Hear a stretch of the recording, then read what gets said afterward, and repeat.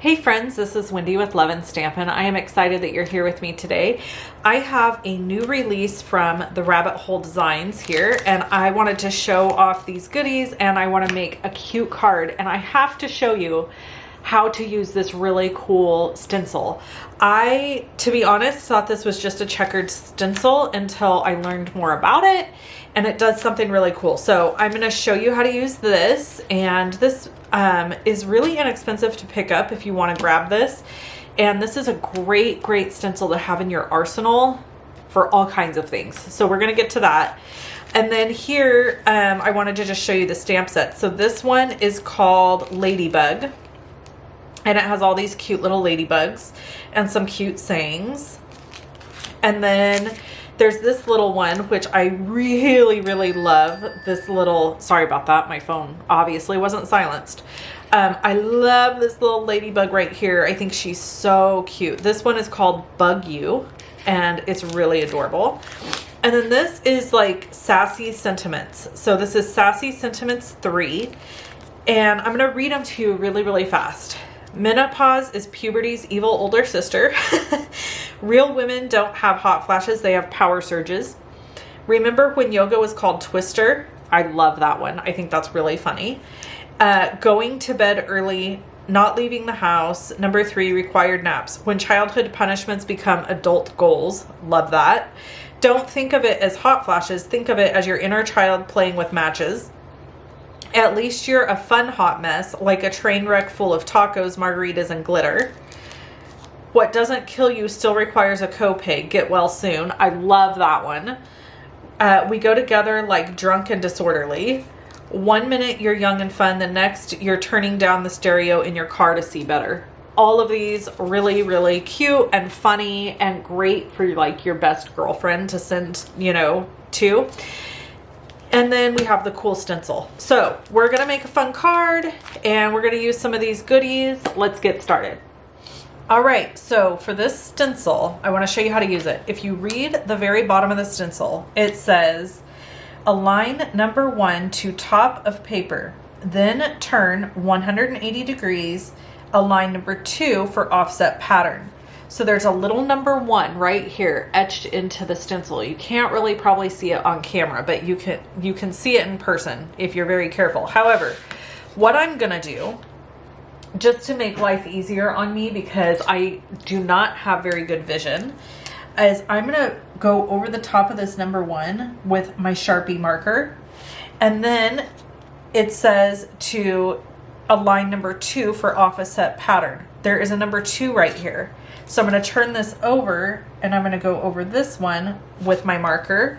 And now I can really clearly see those numbers and I won't have to be guessing the next time I use this stencil. So what we're going to do is we're going to start out with number 1 in the top corner, lined up to the edges, just like so.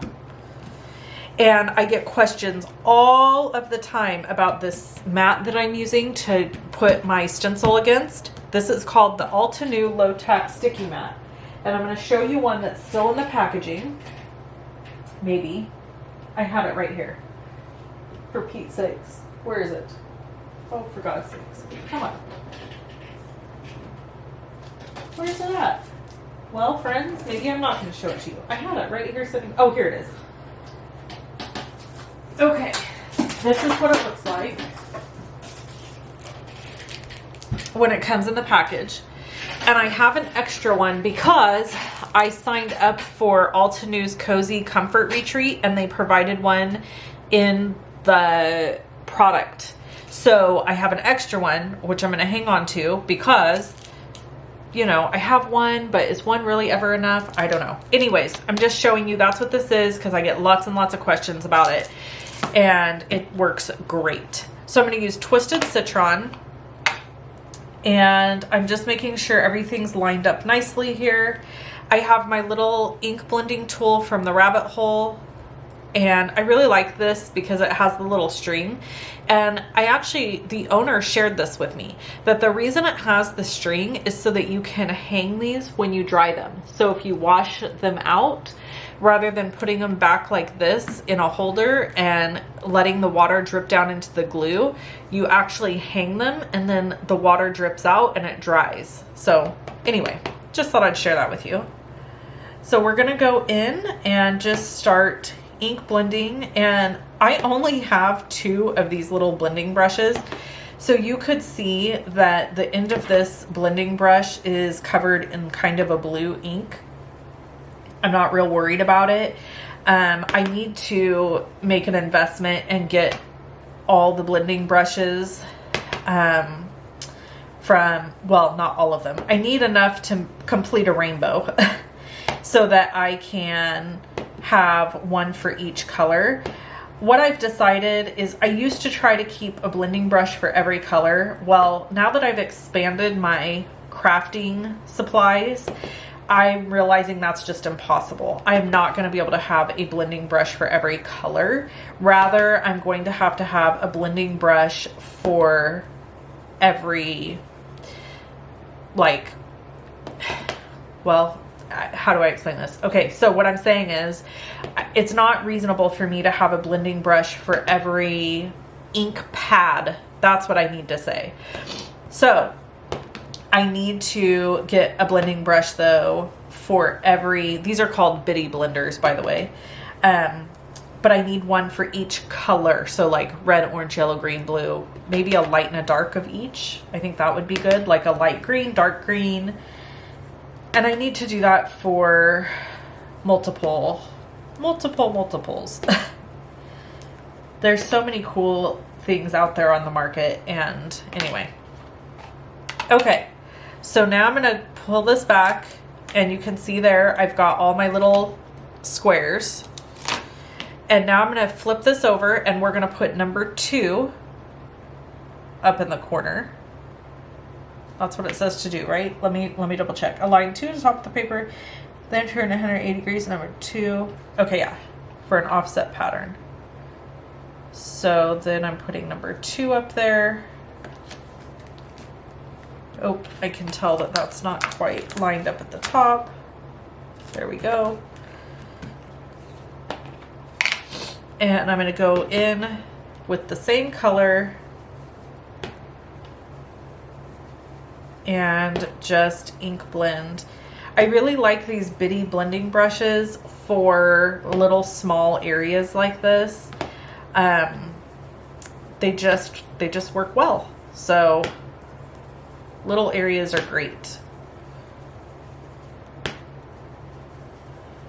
Okay, so I'm gonna get this all ink blended, and then I'm gonna make decisions about how I'm going to do the rest of this card. I do want to mention that I think there's lots and lots and lots of options of how we could arrange this stencil. So as soon as I get done ink blending this, I'm going to show you what I mean. Also, I think that ink blending in between is a good option as well. If you don't like that stark white, you could also use solid cardstock to do your ink blending on. So if you wanted, you know, it to not be stark white in between your ink blending, use a solid cardstock. Like I could have used a green cardstock here, and I would have had green in between all of my little squares. But look at that. Now we have this fun checker pattern. And again, I could ink blend over the whole thing. I'm not going to use this entire piece. I'm going to actually die cut this. So I'm going to wait until I die cut it to make any more decisions about what I want to do. But let me show you really quick. I don't know if I said this earlier, I used Twisted Citron for this color. And you can see there's variation in the color. And that's because, like I said earlier, this bitty blending brush had like blue in it. So I kind of got this really cool variation, which I actually kind of love. So, all right, let's go to the next step for this card. Oh, really quick.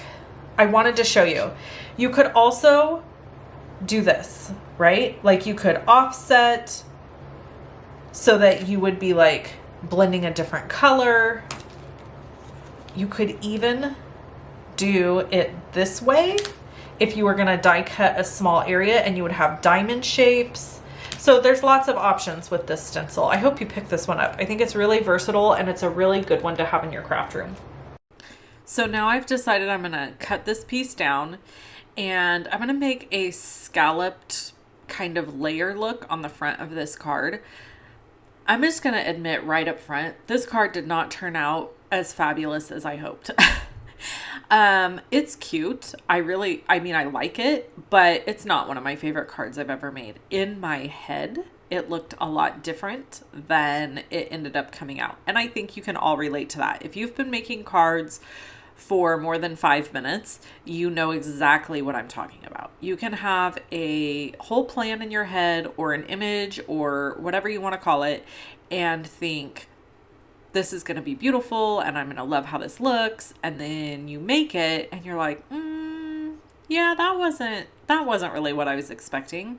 You know, things in life are just like that sometimes. Going to a restaurant where you've heard fabulous reviews and you've heard how fantastic the food is. And you have your meal and you're like, okay, like maybe I'd eat here again, but I don't get it. You know, it's that kind of thing. Sometimes we can build stuff up in our head, and then it just doesn't turn out the same way we thought. So here I am using the scallop contour dies from Stampin' Up! To die cut the bottom of all of these and make my little scallop pieces. I'm using my precision glue press to glue everything together. I just want to tell you all, thank you so much for all of you who have reached out about the precision glue press. So many of you have asked questions about it. It is linked in the bottom of all, or in the description of all of my videos. There's a link that says Misty Products. And under that link, you can click there and you can purchase the Misty tool. You can purchase the precision glue press. That is where you can go to make your purchases. Okay, so after I layered this one down, this was where I kind of was like, well, this didn't really turn out the way I had hoped. It just, you know, like I said, had an idea in my head and didn't quite look how I wanted it to, and that's okay. It ended up coming together pretty cute in the end. So then I decided I was going to use the little extra piece that I cut off the first card base, the white, and I was going to ink blend it with Twisted Citron and add it to this card so that there was the green at the bottom, because I just didn't really like how it was white on white there at the bottom.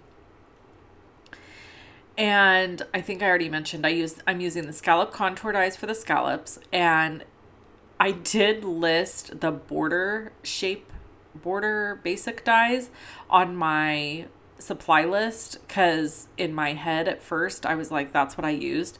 There is a scallop in both. So I went ahead and listed both dies over on my blog so that you could see the difference, and either one would work. You're still going to get a scallop effect no matter which one you use. So here I'm just lining this up, making sure it's going to fit nicely and look okay. And then I'm going to bring in my Alta Nu sticky mat, and I am going to ink blend this with Distress Ink Twisted Citron. And then after that, I'm going to glue it to the very bottom of this card, making it have this kind of cool finished look. I really like the way that this looks, and I like it when you open the card, there's a little bit of interest there. I could have even added an extra sentiment inside this card if I wanted to. I just basically opted not to do that. So I'm going to add this, and then we're going to move on to the other pieces and parts that are going to finish this card off.